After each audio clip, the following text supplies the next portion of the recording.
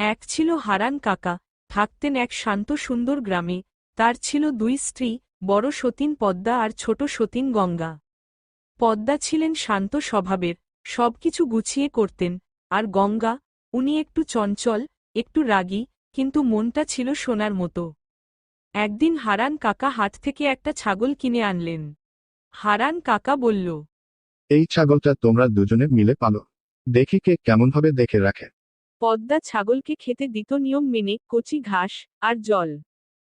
গঙ্গা ছাগলকে খাওয়াত কলা, চাল, মাঝে মাঝে খাওয়ার সময় গল্পও করত। 1 মাস পর দেখা গেল, ছাগলটা একেবারে টগবগে হয়ে উঠেছে।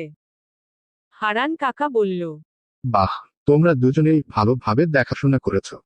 পদ্মা আর গঙ্গা বুঝে গেলেন, ঝগড়া না করে মিলে চললেই সংসার সুখের হয়। শিক্ষা, একতা আর বোঝাপড়াই পরিবারে শান্তি আনে।